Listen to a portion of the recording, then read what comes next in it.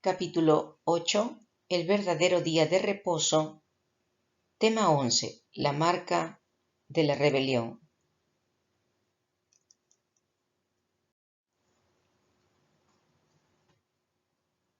La marca de la rebelión. La última lucha en la controversia entre Cristo y Satanás se acerca velozmente. Dice la Biblia: «Ay de los moradores de la tierra y del mar, porque el diablo ha descendido a vosotros, teniendo grande ira, sabiendo que tiene poco tiempo». Apocalipsis 12:12.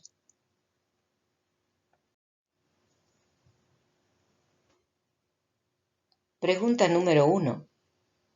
¿Cuál es la actitud del diablo hacia el pueblo de Dios de la última generación? Entonces el dragón fue airado contra la mujer y se fue a hacer guerra contra los otros de la simiente de ella, los cuales guardan los mandamientos de Dios y tienen el testimonio de Jesucristo. Apocalipsis 12, verso 17.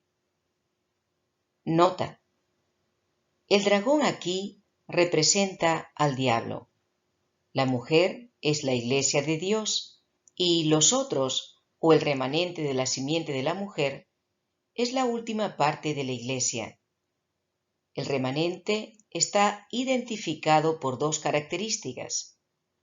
Son guardadores de los mandamientos y tienen el testimonio de Jesús, que es el espíritu de profecía, como está explicado en Apocalipsis 19:10.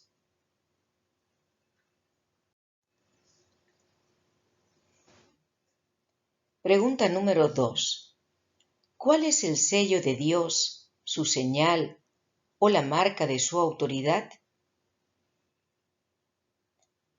Con todo eso, vosotros guardaréis mis sábados, porque es señal entre mí y vosotros por vuestras edades, para que sepáis que yo soy Jehová que os santifico. Éxodo 31:13. Diles también mis sábados, que fuesen señal entre mí y ellos, para que supiesen que yo soy Jehová que los santifico. Ezequiel 20:12. Santificad mis sábados, y sean por señal entre mí y vosotros, para que sepáis que yo soy Jehová vuestro Dios. Ezequiel 20:20.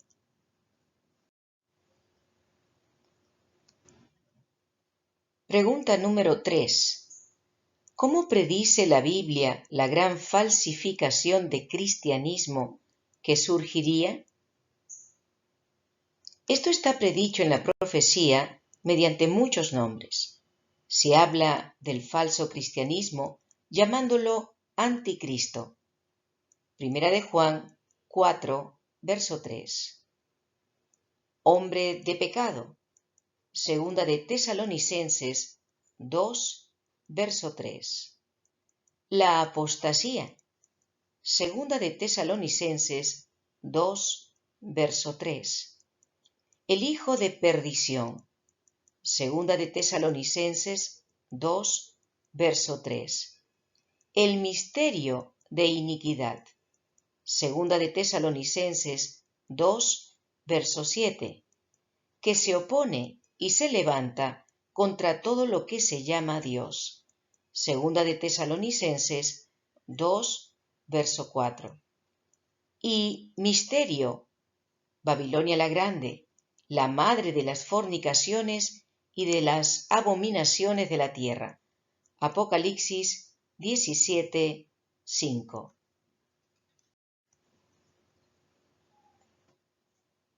Pregunta número 4. ¿Mediante quién se predijo que el diablo obraría para traer deslealtad hacia Dios y su ley? Y hablará palabras contra el Altísimo, y a los santos del Altísimo quebrantará, y pensará en mudar los tiempos y la ley, y entregados serán en su mano hasta tiempo y tiempos y el medio de un tiempo. Daniel 7:25. Nota: las profecías de Daniel describen el surgimiento de 4 imperios mundiales: Babilonia, Medo-Persia, Grecia y Roma. Roma se divide finalmente en 10 reinos, y en medio de estos se levantará otro reino que quitará a 3 de los 10. Véase Daniel 7:24.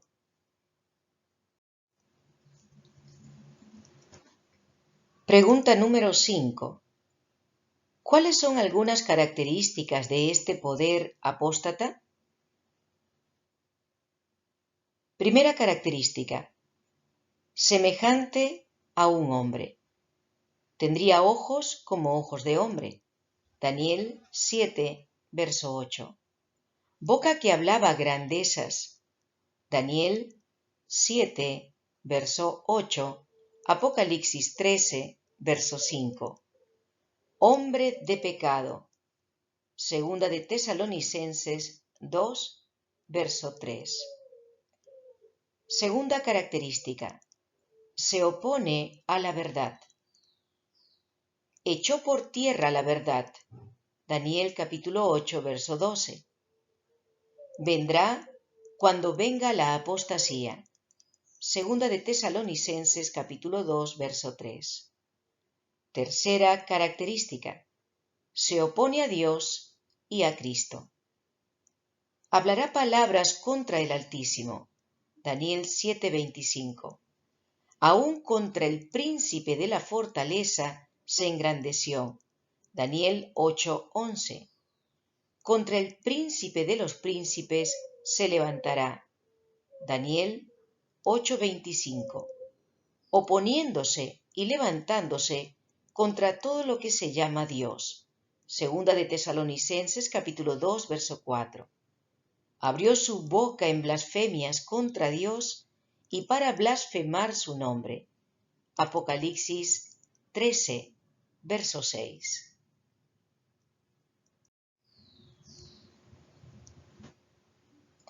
Cuarta característica: se opone a la intercesión de Cristo en el santuario celestial.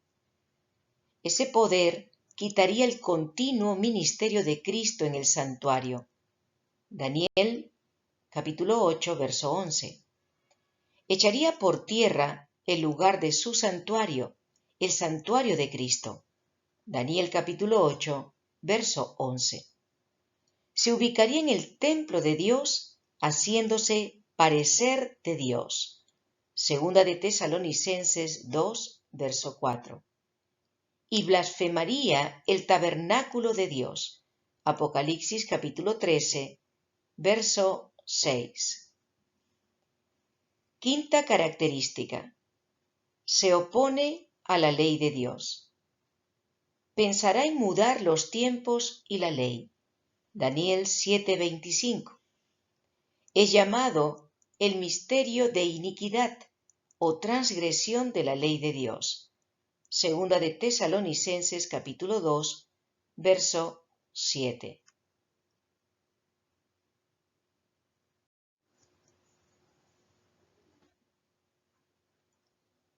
Y sexta característica: es un poder perseguidor.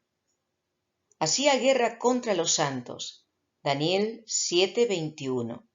Persiguiéndolos durante un tiempo y tiempos y el medio de un tiempo. Daniel 7:25. En la profecía bíblica, tiempo equivale a un año de 360 días. De modo que 3 tiempos y medio equivalen a 1260 días proféticos o años literales. Daniel 7:25. El estudio 2 de la sección 5 explica con más detalles este poder anticristiano.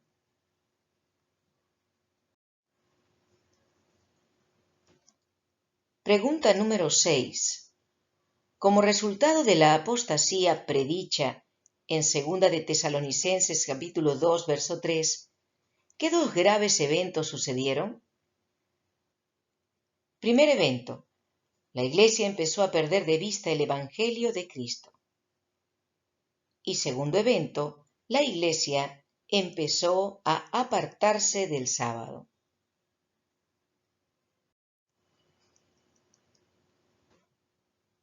Nota.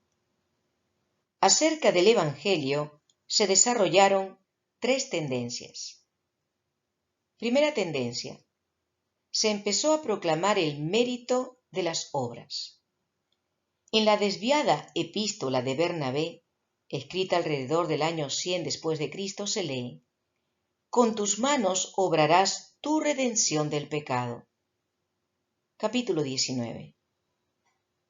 Segunda tendencia. La gracia de Dios se empezó a asociar con la obra del Espíritu Santo, más bien que con la persona de Cristo. Razonaban que siendo que la Iglesia es el templo del Espíritu Santo y siendo que la gracia es impartida por el Espíritu Santo, la Iglesia es el canal de la gracia.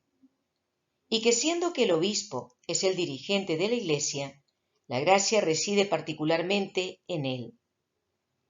En armonía con este razonamiento, Ignacio escribió a principio del siglo: «A todos los que se arrepienten, el Señor les concede el perdón, si es que vuelven a la unidad con Dios y a la comunión con el obispo». Epístola a los Filadelfos, capítulo 8.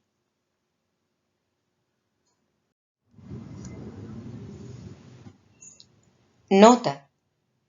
El sábado también fue echado por tierra gradualmente. En el año 155 después de Cristo, Justino, mártir, escribió: «En el día llamado domingo, todos los que viven en las ciudades o en el campo se reúnen en un lugar y leen las memorias de los apóstoles o los escritos de los profetas». First Apology, capítulo 67.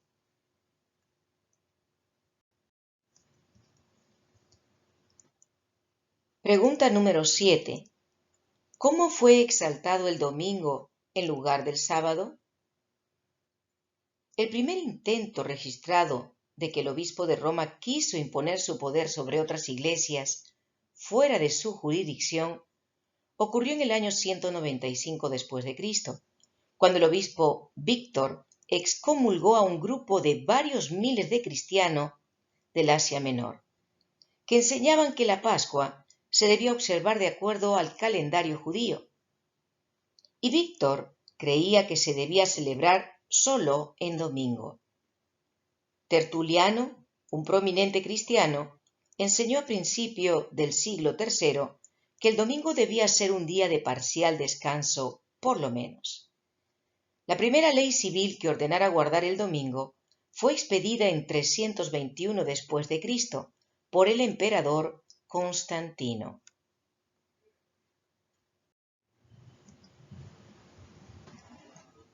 Pregunta número 8. ¿Qué impulsó a Constantino a promulgar la primera ley dominical?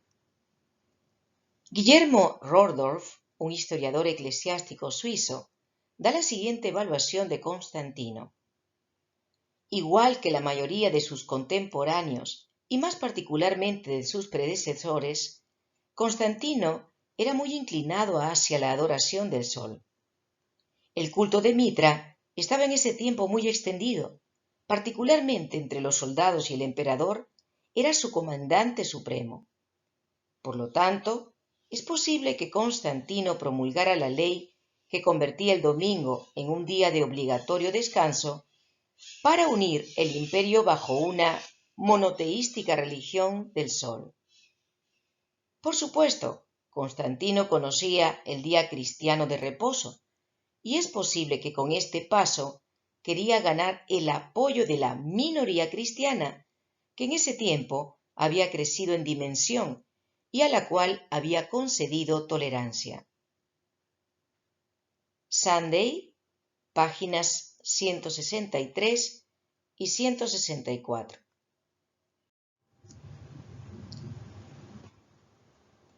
Pregunta número 9. ¿Cuándo el papado llegó a ser un poder supremo ¿Y por cuánto tiempo se extendió su supremacía? A medida que el Imperio Romano Occidental se desintegraba, el Papa de Roma asumió la directiva. Sin embargo, no alcanzó el predominio hasta que los érulos, los ostrogodos y los vándalos fueron desarraigados, lo que se terminó de realizar en el 538 después de Cristo. Entonces, como lo había indicado la profecía, el papado empezó su hegemonía de 1260 años. Esa supremacía terminó en 1798, cuando el general francés Berthier llevó preso al Papa y convirtió a Roma en una república.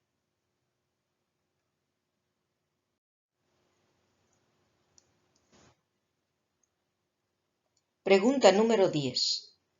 ¿Cómo menciona el Apocalipsis esta pérdida del poder del papado? Vi una de sus cabezas como herida de muerte. Apocalipsis 13, verso 3.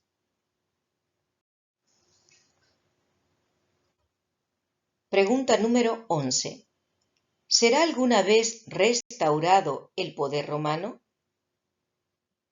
Y la llaga de su muerte fue curada, y se maravilló toda la tierra en pos de la bestia. Apocalipsis capítulo 13, verso 3. Nota: la restauración del poder de Roma se explica con mucho detalle en Apocalipsis 17, lo que se cumplirá mediante una gran confederación internacional de los poderes simbolizados por los 10 cuernos, que tendrán un consejo y darán su potencia y autoridad a la bestia. Apocalipsis 17, versos 12 y 13.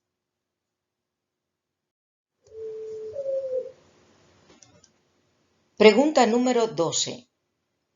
¿Qué potencia mandará a adorar a la bestia, formando una imagen de la bestia y obligando a la gente a recibir su marca? Después vi otra bestia que subía de la tierra, y tenía 2 cuernos semejantes a los de un cordero, mas hablaba como un dragón, y ejerce todo el poder de la primera bestia en presencia de ella, y hace a la tierra y a los moradores de ella adorar a la primera bestia, cuya llaga de muerte fue curada. Apocalipsis 13, versos 11 y 12. Léase también Apocalipsis capítulo 13, versos 14 al 18.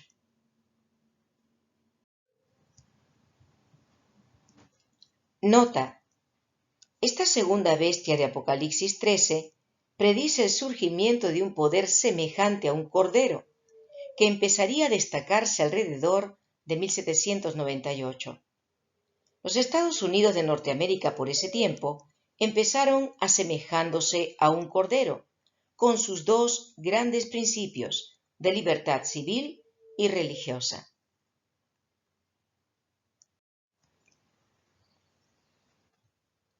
Pregunta número 13. ¿Cómo puede formarse en los Estados Unidos de Norteamérica una imagen de la primera bestia de Apocalipsis 13? Se cumplirá mediante los enemigos de la libertad en Norteamérica. El crudo símbolo de la bestia mencionada en Apocalipsis 13, versos 1 al 10, representa al sistema papal. ¿Cuál es su imagen? Es una unión de la Iglesia y el Estado, con el predominio de la Iglesia. Esta profecía anuncia que llegará el día en que el elemento religioso de ese país ejercerá influencia sobre el Estado, para que el Estado imponga dogmas religiosos, así como la Iglesia y el Estado hacían en la Edad Media. Cuando el Estado imponga bajo penas leyes religiosas, entonces estará hablando como un dragón, o sea, como un poder perseguidor.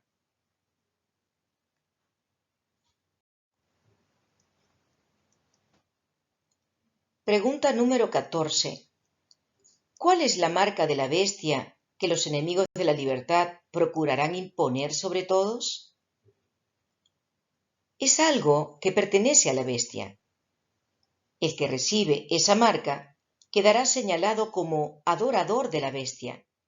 Esa marca será un acto por el cual se reconocerá al papado.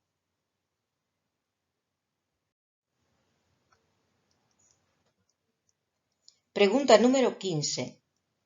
¿Cuál es la diferencia entre los que adoran a Dios y los que adoran al poder opositor? Léase Apocalipsis 14, versos 9 al 12. Los que adoran a Dios guardarán sus mandamientos. Los que sigan al poder apóstata no guardarán todos los mandamientos. La Iglesia romana apoya el decálogo, excepto en un punto básico, el sábado. La pretensión de tener autoridad para cambiar la ley divina indica que asume la autoridad que pertenece solo a Dios.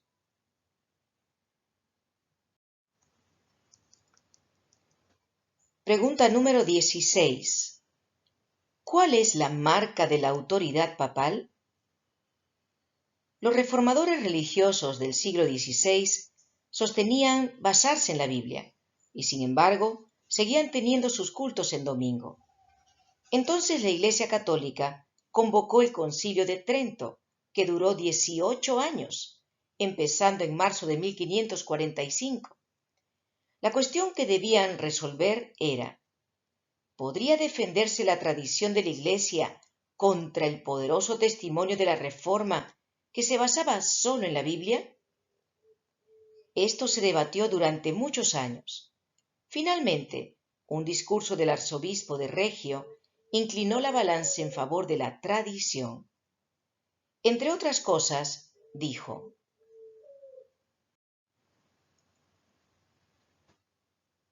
los herejes de este siglo, pretendiendo basarse en la palabra de Dios, en nada confían más que en derribar la autoridad de la Iglesia. Los preceptos legales de las Escrituras enseñadas por el Señor han cesado en virtud de la misma autoridad, la autoridad de la Iglesia. El sábado, el día más glorioso de la ley, ha sido cambiado por el día del Señor.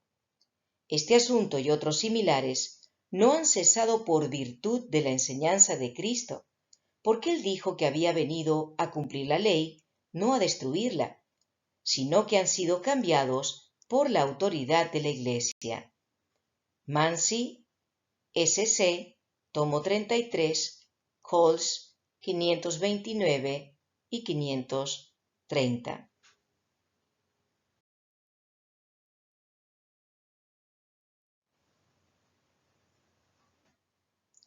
El doctor H. J. Holtzman, en su libro Canon and Tradition, página 263, sintetiza el discurso del arzobispo de Regio en esta forma. Finalmente, en la última reunión del 18 de enero de 1562, se descartó toda vacilación, y el arzobispo de Regio dio un discurso en el cual abiertamente declaró que la tradición está sobre la Escritura. Por lo tanto, la autoridad de la Iglesia no puede estar atada a la autoridad de la Escritura, porque la Iglesia ha cambiado el sábado al domingo, no por el mandato de Cristo, sino por su propia autoridad, la de la Iglesia.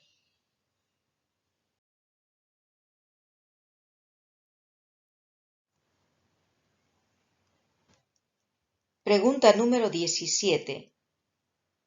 ¿Los que ahora están guardando el domingo tienen la marca de la bestia? En la actualidad, la observancia del domingo no está todavía impuesta por la ley del Estado.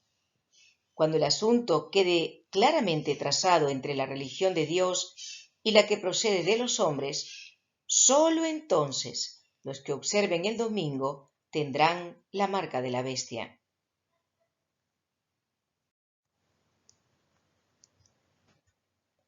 Conclusión. Esta cuestión del día de reposo es tremendamente importante. Sin embargo, llegará a ser de mayor importancia aún. Llegará a ser la gran prueba de lealtad a Dios, a la verdad y a la Biblia. Nos toca decidirnos. Juan tuvo una vislumbre del pueblo de Dios que viviría antes del regreso de Cristo, y de ellos dijo: aquí está la paciencia de los santos, aquí están los que guardan los mandamientos de Dios y la fe de Jesús. Apocalipsis 14, 12.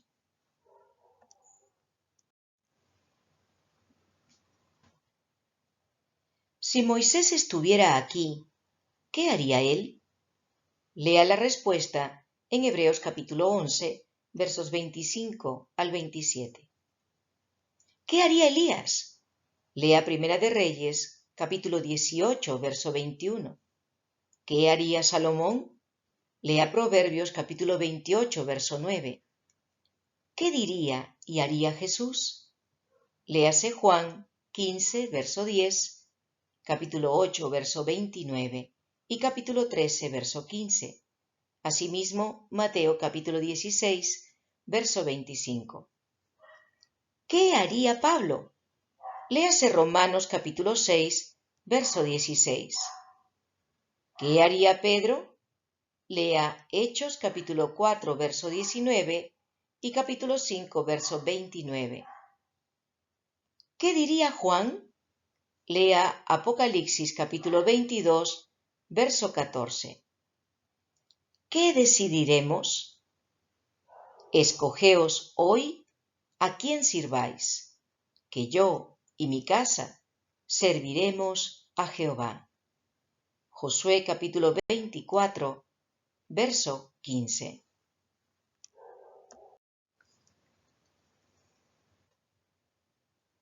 Escudriñad las Escrituras. Escudriñad las Escrituras, pues a vosotros os parece que en ellas tenéis la vida eterna, y ellas son las que dan testimonio de mí. Juan 5, 39.